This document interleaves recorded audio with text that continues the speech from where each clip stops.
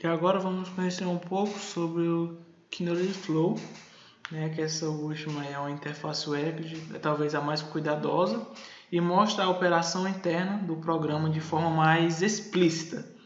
Sua operação é gráfica e é baseada na colocação no painel de trabalho, os elementos básicos, né, formando um circuito que define, né, a utilização, como é que vai ser feita para ter o resultado. Então vou aqui selecionar essa interface. Então percebam que aqui é a parte onde eu vou colocar para montar o circuito, e esse aqui são os itens que eu posso arrastar para poder associar um ao outro. O importante é você entender como é que funciona através lá do Explorer, como é que funciona, e depois para poder montar um circuito corretamente. Claro, só vai ter um resultado se você montar de forma correta. Então vamos supor novamente que desejamos classificar aquela amostra lá de íris. Então aquela íris está no formato de uma base de dados em formato ARFF. Então aqui eu tenho vários tipos e vou selecionar ARF Load. Pronto. Com 2 cliques eu seleciono a base de dados. No caso aqui vai ser o íris. Pronto, já carreguei para esse componente a base de dados íris.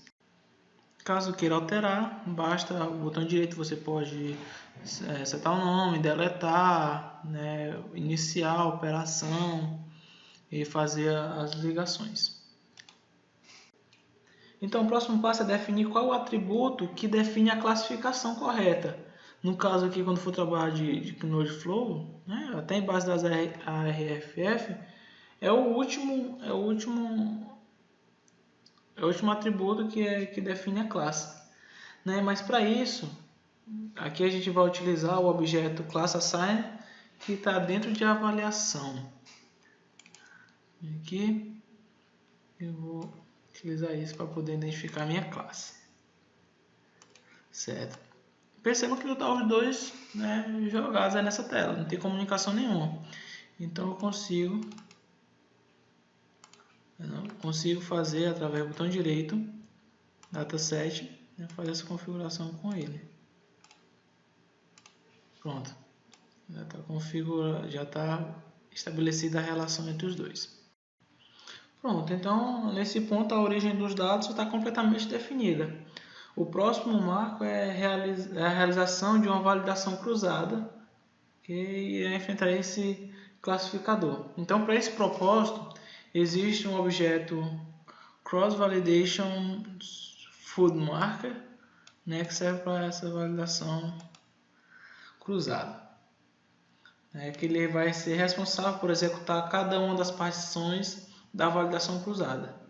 Então, se eu quiser configurar ele, basta dar 2 cliques, né, que aqui eu tenho o número que vai ser avaliado, né, o número de repetições que vai ser dividido, né, que vai ser particionado.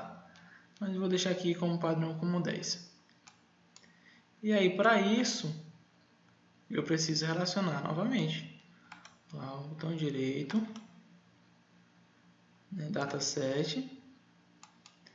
Pronto, já estabeleci, né, esse fluxo já com cross validation. Agora a gente tem que adicionar mais um objeto, né, que vai ser o classificador em si, né, qual vai ser o classificador que vai ser usado para treinar e para gerar o resultado. Então eu venho aqui em classifiers, por exemplo, já está aqui mesmo, eu vou botar o naive-bayes, por exemplo. O algoritmo classificador vai ser esse. Então para isso eu preciso, né, primeiro treinar, está falando de classificador, e também eu preciso fazer o teste. Pronto. Bom, o último passo, né, selecionar um objeto de texto que vai nos permitir ver o resultado em forma textual. Então para isso eu venho aqui Visualization, eu quero através de um text view. Aí eu vou fazer essa ligação teste. Pronto. E aí eu vou ter feito todo o meu fluxo né, através do Knowledge Flow.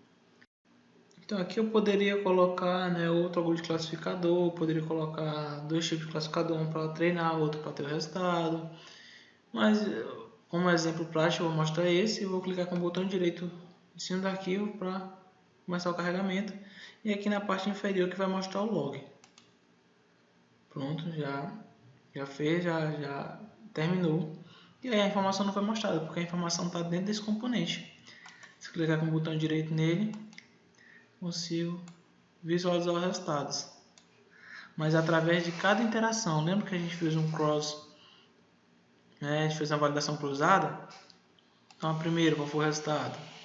Então aqui tem o resultado da primeira interação, da segunda, ó, da segunda tem o resultado, da terceira e assim por diante. Nesse caso aqui não precisa, nesse cenário eu não precisaria estar fazendo isso, mas tem alguns cenários onde tem base de dados muito grande, você tem que analisar diversos fatores, né? Essa é uma opção muito importante do ECA. E aqui no final tem a última que foi gerada, onde eu pude classificar, né, 33% de todos os dados que são iris-setosa, 33% de todos os dados são versicolor e vernística, e que tem as informações que é medida, certo? Através do Naive Bayes, né? Que o Naive Bayes não trabalha em árvore como o J48, trabalha de outra forma, como se fosse separando os atributos de forma independente e depois fazendo aí para tomar a sua decisão lá, para poder classificar. Então esse é bastante interessante, né? Aqui, por exemplo, eu posso carregar vários tipos, até bases de dados, né?